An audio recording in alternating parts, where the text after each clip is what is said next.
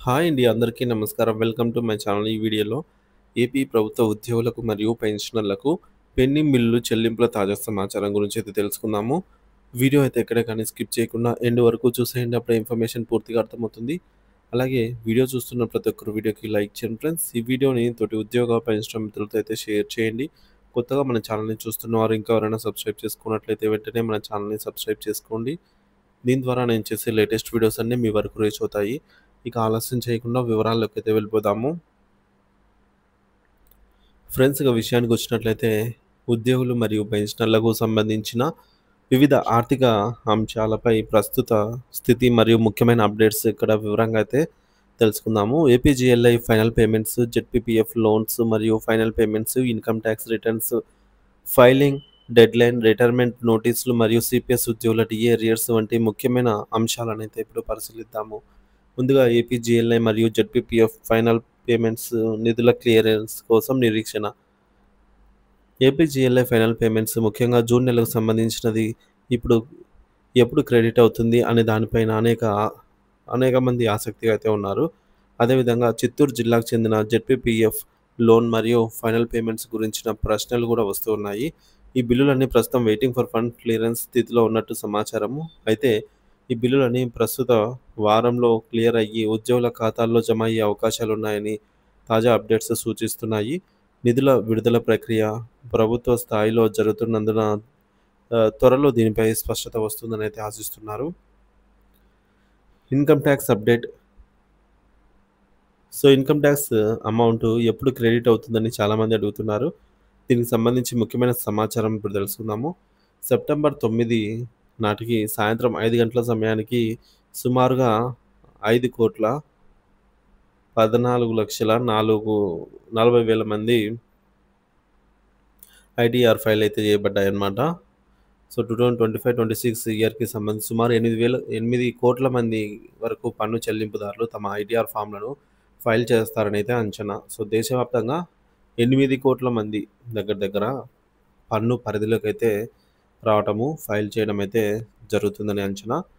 September 15 తుది గడువు కాబట్టి ఈ గడువు లోపల ఇంకా మిగిలిన 2,86,00,000 మంది కూడా రిటర్న్స్ ఫైల్ చేయబడాల్సి అయితే ఉంటుంది. అంటే రోజుకు 47,00,000 మంది చొప్పున అయితే చేసినట్లయితే 15వ తేదీ వరకు కంప్లీట్ అవ్వచ్చు. ఇన్కమ్ ట్యాక్స్ రిటర్న్స్‌లను ఫైల్ చేయడానికి సెప్టెంబర్ 15వ తేదీని తుది గడువుగా అయితే నిర్ణయించారు. పెన్షనర్లు, ఉద్యోగులు, ఉపాధ్యాయులు అందరూ కూడా సెప్టెంబర్ 15 లోపు తమ ఇన్కమ్ ట్యాక్స్ రిటర్న్స్‌లను ఫైల్ చేయాలి.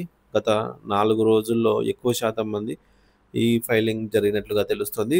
మిగిలిన 3 రోజుల్లో మిగిలిన వారందరూ తప్పనిసరిగా తమ రిటర్న్స్‌లను ఫైల్ చేయాలని అయితే గుర్తుంచుకోవాలి. ఇక మరి గడువులోగా ఐటీఆర్ ఫైల్ చేయకపోతే ఎదురయ్యే పరిణామాలు కూడా ఉంటాయి. ఒకవేళ గడువు లోపల ఐటీఆర్ ఫైల్ చేయలేకపోతే కనీసం రూ. 1000 నుంచి గరిష్టం 5,000 వరకు కూడా ఫైన్ పడుతుంది. పెనాల్టీ విధించబడే అవకాశం ఉంది.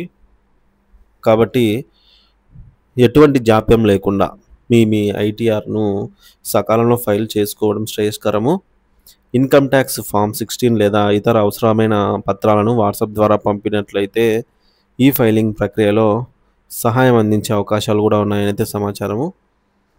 మరి రిటైర్మెంట్ నోటీస్ మరియు అవసరమైన పత్రాలు 2026 మార్చి 31వ తేదీన రిటైర్ కాబోతున్న ఎస్‌జీటీలు, PS, primary school head masters మరియు స్కూల్ అసిస్టెంట్స్ తప్పనిసరిగా రిటైర్మెంట్ నోటీసులను సకాలంలో సమర్పించాలి.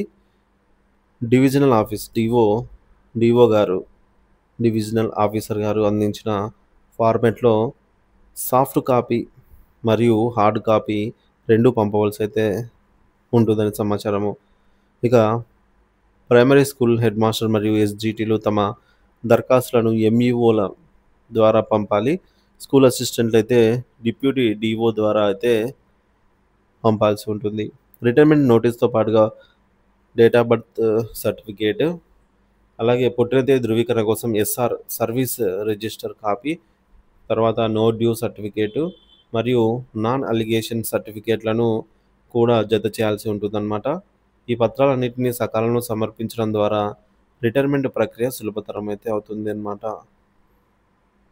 ఇంకా సిపిఎస్ ఉద్యోగుల డిఏ అరియర్స్ మరియు ఇతర పెండింగ్ బిల్లుల విషయానికొచ్చినట్లయితే, ఇటీవల ఆంధ్రప్రదేశ్ సెక్రటేరియట్‌లో పనిచేస్తున్న సిపిఎస్ ఉద్యోగులకు డిఏ అరియర్స్ చెల్లించబడినట్టు తెలుస్తోంది.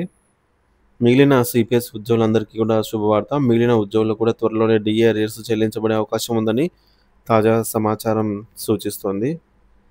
అలాగే సరెండర్ లీవ్ బిల్లులు, మెడికల్ రియంబర్స్‌మెంట్ బిల్లులు మరియు ఇతర పెండింగ్ బిల్లులన్నీ ప్రస్తుతం గ్రీన్ ఛానెల్‌లోనే దశలోనే ఉన్నాయి. అంటే ప్రాసెసింగ్ దశలో ఉన్నాయని తెలుస్తోంది. ఈ బిల్లులన్నీ ప్రస్తుతం ఈ నెలలోనే క్లియర్ అయ్యి ఉద్యోగుల ఖాతాల్లో జమ అయ్యే అవకాశాలు ఉన్నాయనైతే ఆశిస్తూ ఉన్నారు. ఉద్యోగులు తమ ఆర్థిక వ్యవహారాలను ట్రాక్ చేయడానికి సంబంధిత ప్రభుత్వ పోర్టల్‌ను క్రమం తప్పకుండా తనిఖీ చేయడం మంచిది. ఏవైనా సందేహాలు ఉన్నట్లయితే తమ డిపార్ట్‌మెంట్ అధికారులను సూచించడంతో ఈ యొక్క సమస్యలను కూడా మనమైతే సాల్వ్ చేసుకోవచ్చు ఫ్రెండ్స్.